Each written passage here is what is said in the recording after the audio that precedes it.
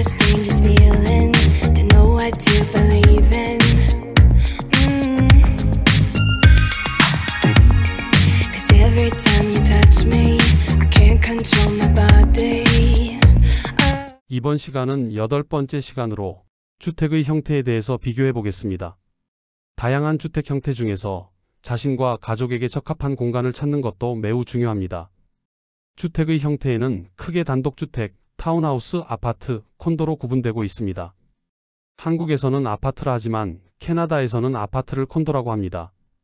캐나다와 한국에서의 여러가지 이유로 인하여 선호하는 형태가 다르마.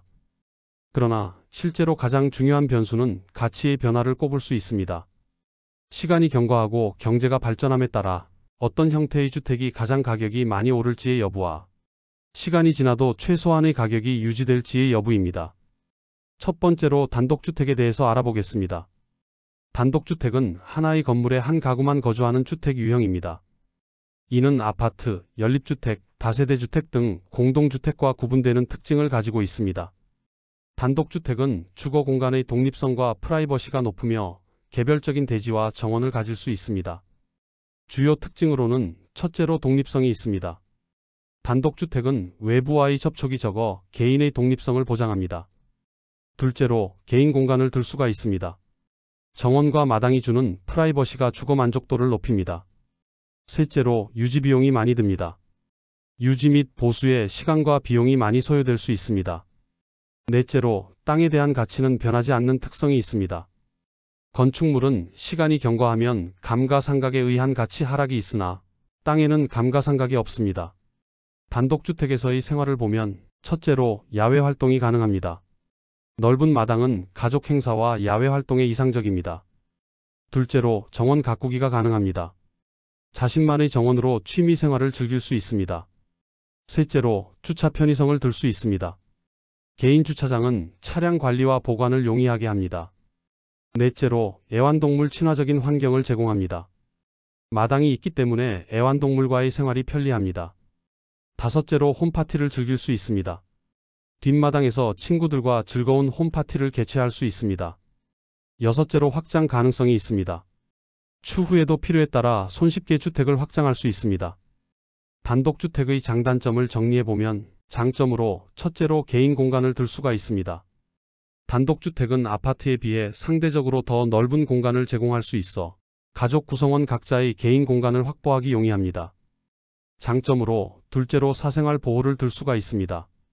담장, 울타리, 조경 등을 활용하여 외부인의 시선을 차단할 수 있습니다. 창문의 위치와 크기, 방향 등을 고려하여 내부 공간의 프라이버시를 보장할 수 있습니다. 출입구, 차고, 주방 등의 배치를 통해 내부 동선을 효율적으로 구성하여 사생활 보호를 강화할 수 있습니다. 단점으로 첫째로 높은 유지관리 비용을 들 수 있습니다. 단독주택에는 많은 월간 유지관리 비용이 들어갑니다. 이 비용에는 유지보수, 수리, 보안, 보험, 전기, 수도, 난방 등 다양한 항목이 포함됩니다. 단점으로 둘째로 보수작업의 필요성입니다. 주택은 정기적인 유지보수를 필요로 합니다. 외벽, 지붕 등 외부 구조물은 특히 관리가 필요합니다. 외벽과 지붕의 문제는 방수, 누수, 곰팡이 등 다양한 문제를 야기할 수 있습니다. 단독주택에서는 나만의 인테리어 디자인이 가능합니다.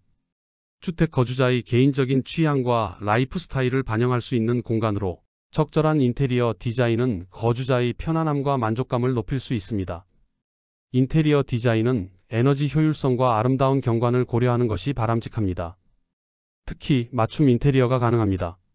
취향에 맞는 인테리어로 공간을 꾸밀 수 있는 자유입니다. 추가 건축이 가능합니다. 나중에 추가적인 공간을 건축할 수 있는 가능성이 있습니다. 두 번째로 타운하우스에 대해서 알아보겠습니다. 타운하우스는 단독주택과 아파트의 장점을 결합한 주택 유형입니다. 저층 및 저밀도의 주거단지 형태로 개별 주거 공간과 정원을 가지면서도 공동시설을 공유할 수 있습니다. 최근에는 은퇴자들 사이에서 인기를 끌고 있습니다. 특징으로는 첫째로 독립성과 편의성에 있습니다. 단독주택의 독립성과 아파트의 편의성을 모두 갖추고 있습니다. 둘째로 저층 형태로 저밀도 구조로 지어집니다. 일반적으로 3층에서 4층 규모의 저층 건물로 구성되어 밀집도가 낮습니다. 셋째로 개별 정원 및 주차장을 보유합니다.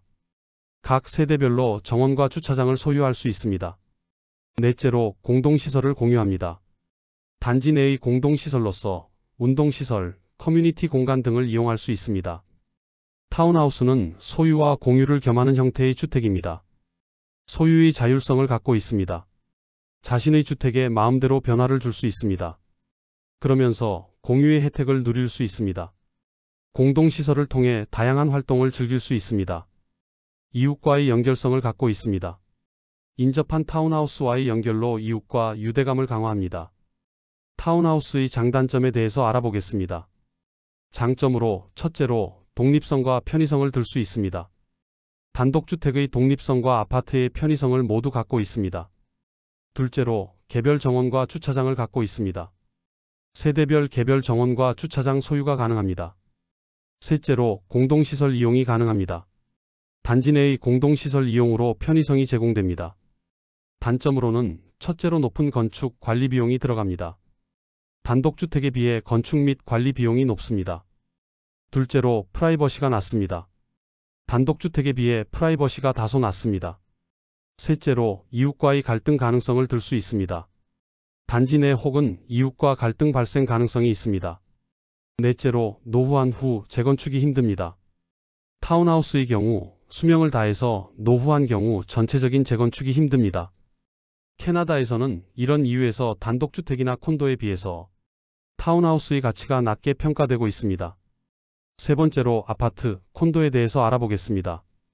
콘도, 아파트는 2층 이상의 건물을 층마다 여러 채의 집으로 구획하여 각각의 독립된 가구가 생활할 수 있도록 만든 주거 형태의 건물입니다. 한국에서는 아파트라고 하지만 캐나다, 미국에서는 개인이 소유하는 한국과 같은 공동주택은 콘도라고 하고 회사 또는 정부 소유로 임대를 하는 공동주택을 아파트라고 합니다. 특징으로는 첫째로 층별 구획합니다.